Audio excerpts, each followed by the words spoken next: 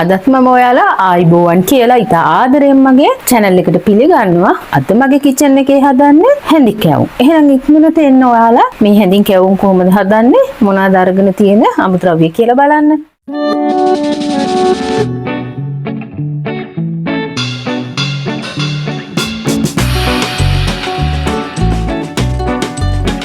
මම අරගෙන තියෙන මෙතන තෙත කැකුළු හාල් පිටි ග්‍රෑම් 300ක්, පාන් පිටි අරගෙන තියෙනවා ග්‍රෑම් 100ක්, ඒ වගේම පොල් කිරි අරගෙන තියෙනවා පොල් ගෙඩියක එක පැත්තක එක බෑවක මිරිකාගත්ත පොල් කිරි. මේක ඔයාලට පොල් කිරි ගන්නත් පුළුවන්, නැත්නම් ඔයාලට වතුරෙන් අනා ගන්නත් පුළුවන්. පොල් කිරි වලින් මම අනන්නේ වඩාත් රසවත් කරගන්න. ඉතින් ඔයාලට කැමති විදිහට රසය අඩු වැඩි තියෙනවා පොල් කිරි වතුර දෙකේ. ඔයාලා කැමති විදිහට මේක ගන්න පුළුවන්. පොල් කිරි නම් පොල් කිරි, වතුර නම් වතුර. ඊට පස්සේ අරගෙන තියෙනවා මම මෙතන සීනි ග්‍රෑම් 200ක්, ලුණු ස්වල්පයක්, මම මෙතන බෙදගත්ත තලයට ස්වල්පයක් අරන් තියෙනවා. ඔයාලට මේක අවශ්‍ය නම් දාගන්න පුළුවන්, නැත්නම් ඔයාලට වෙන මහදුරු ඒ වගේ දෙයක් දාගන්නත් පුළුවන්, මොකුත්ම නොදාගන්නත් පුළුවන්. හරි, එහෙනම් අපි මුලින්ම කරන්න ඕනේ අපේ කැවුම් එකේ ලස්සන පාටක් ගන්න සීනි ටිකක් කැරමල් කරගන්න ඕනේ.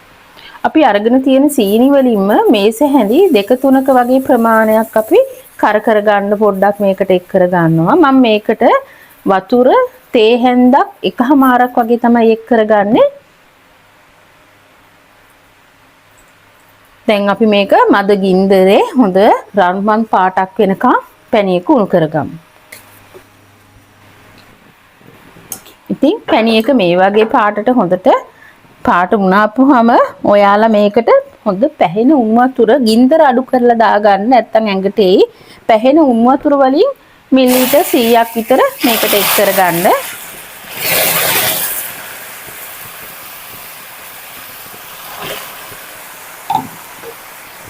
දැන් අපි මේකට හැන්ද දාලා හොඳට මේක දිය කරගමු. ඉතින් අපි හොඳ පැහෙන උණු වතුර දාපුවාම අපිට මේකේ අමුතුවෙන් දිය කරන්න දෙයක් ඉතුරු වෙන්නේ නැහැ. හොඳටම ඒ වෙලෙම වගේ මේක හොඳට දිය වෙනවා. ඉතින් දැන් අපි මේකට අපේ ඉතුරු සීනි ටිකක් දාලා හොඳට සීනි ටික දිය වෙනකම් තියලා අපි මේක ලිපෙන් බා ගන්න ඕනේ.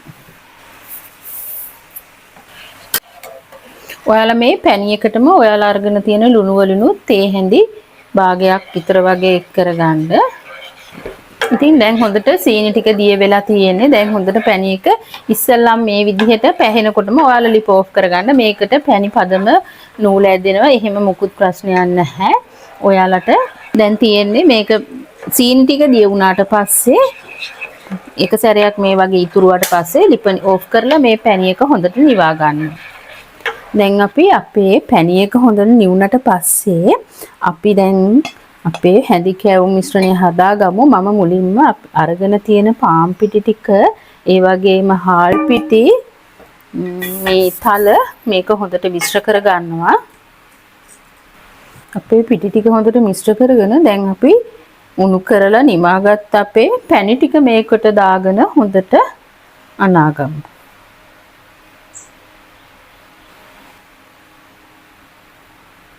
පැණි ටික දාලා ඔයාලා මෙන්න මේ විදිහට අනා ගන්නවා. අපි ඊට පස්සේ දැන් මේකට මේක පදම ගන්න වතුර හෝ පොල් කිරි දාලා තමයි පදම ගන්න දියාරු කරගන්නේ. ඔයාලට දැන් මෙන්න මේ විදිහට අනලා පැය ගාණක්, කියන්නේ ඊයේ අද හදනවා නම් ඊයේ හැන්දෑවේ අනලා මේ විදිහට තියලා තියන්න පුළුවන්. ඔයාලට පොල් කිරි එකතු කරන්නේ නැතුව.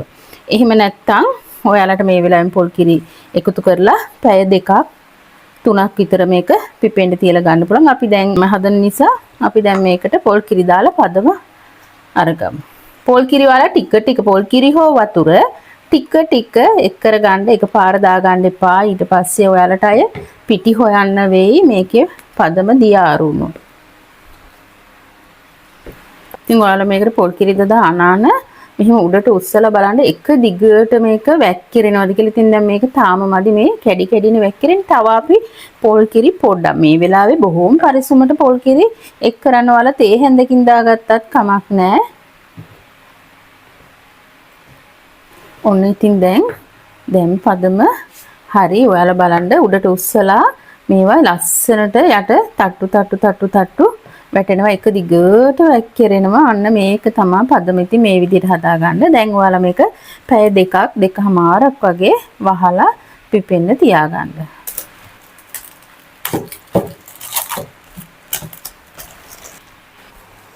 ඔන්න අපේ හැඳි කැවුම් මිශ්‍රණය දැන් පැය දෙකකට විතර පස්සේ දැන් ඉතින් අපිට තියෙන්නේ හැඳි කැවුම් හදාගන්න තමයි. අපි දැන් මේක ආයෙ ටිකක් හොඳට අනාගමු. දැන් ටිකක් උකු වෙලා වගේ තියෙන්නේ. ඒ හින්දා ආයෙ ගොඩක් උකු වෙලා වගේ නම් ඔයාලගේ මිශ්‍රණය ඔයාලා ආයෙ පොඩ්ඩක් තේ හැන්දක විතර වගේ කිරි හෝ වතුර, කිරි තියනවා නම් කිරි නැත්නම් වතුර දාලා මේක ආයෙ පොඩ්ඩක් හොඳට අනා ගන්න. ඊට පස්සේ අපි කැවුම් ටික බෙදගමු.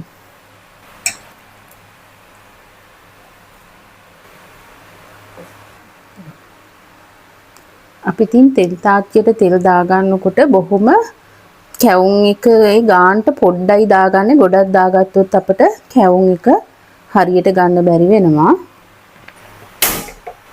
ඔන්න දැන් අපේ තෙල් එක හොඳට රත් වෙලා තියෙන්නේ. අපි මේ වගේ හැන්දකට අරගෙන තෙල් එකට ලං කරලම අපි මේක දාගන්න ඕනේ. ඊට පස්සේ හැන්දෙන් පොඩ්ඩක් මෙහෙම මැදට තෙල් ලිහා ගන්න ඕනේ.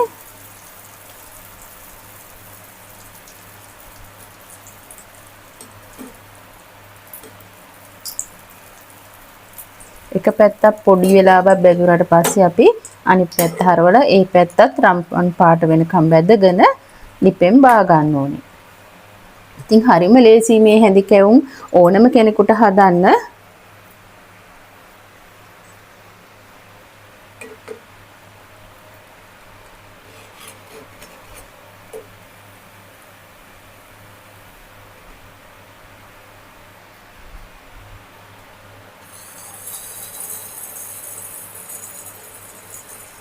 ඉතින් ඔයාලගේ හැඳි කැවුම් ඔක්කොම මේ විදිහට බෙද ගන්න.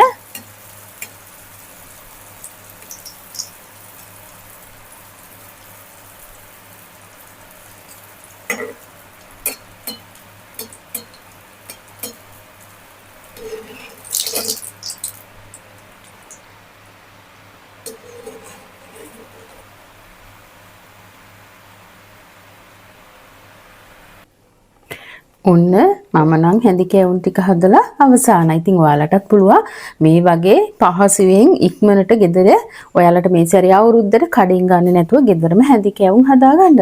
ඉතින් ඔයාලට කියන්න දෙයක් තියෙනවා. ඔයාලා මේ කැවුම් ඒ වගේම ඕනෙම කෑමක් හදා ගන්නකොට ඔයාලට ගින්දර පාලනය උපරිමෙන් තියෙන්න ඕනේ. ඉතින් දැන් මේ බලන්න මේ හැඳි කැවුම් වල ලස්සනට මේ වගේ මල් වගේ නිකන් මල පිපුණා වගේ තියෙනවා. ඒක තමයි හැඳි කැවුම් වල ස්වභාවය. ඒකේ යට පැත්ත තමයි තියෙන්නේ. අනිත් පැත්තට එහෙම නැහැ. ඉතින් මේ විදිහට එන්න නම් ඔයාලා අනිවාර්යයෙන් කැවුම් එකේ පදම වගේම ගින්දරත් පාලනය කරගන්න ඕනේ. දැන් මේ තියෙන්නේ මම ඔයාලට පෙන්නන්න එකක් බද මේ තියෙන්නේ මේකත් හැඳි කැවුම් එක. මේ මිශ්‍රණයෙන්ම හදාගත් එක. මේක ගින්දර වැඩි වුණාම මෙන්න මේ වගේ නිකන් මේ අපේ අතිරස් එක තියෙන ඒ වගේ තමයි. එතකොට බලන්න මේ හැඳි කැවුම් එකේ මේ දෙකේ වෙනස. එකම මිශ්‍රණය එකම වෙලාවේ හදපුවා. ඉතින් ඔයාලට මං කියනවා ඒ හින්දා ගින්දර පාලනයේත් උඩරිම තියාගෙන ඔයාලා ඕනම කෑමක් හදනකොට හදන්න කියලා. ඉතින් එහෙනම් අපි බලමු මේකේ මැද තියෙන්නේ කොහොමද කියලා. ඉතින් මේ ලස්සනට කොණ්ඩ කැවුම් එකේ වගේම දාර බේරිලා හොඳ ලස්සනට තියෙනවා. එහෙනම් ඔයාලා මේ සැරේ අවුරුද්දට හැඳි කැවුම් ගෙදරම හදා ගන්න කඩින් ගන්න යන්න එපා. එහෙනම් ඉතින් නැවතත් මෙවැනිම වීඩියෝ එකකින් ඔයාලා හමු වෙනතුරු ඔයාලට සුබ දවසක් ගිහිල්ලා එන්න උත්සන්නයි.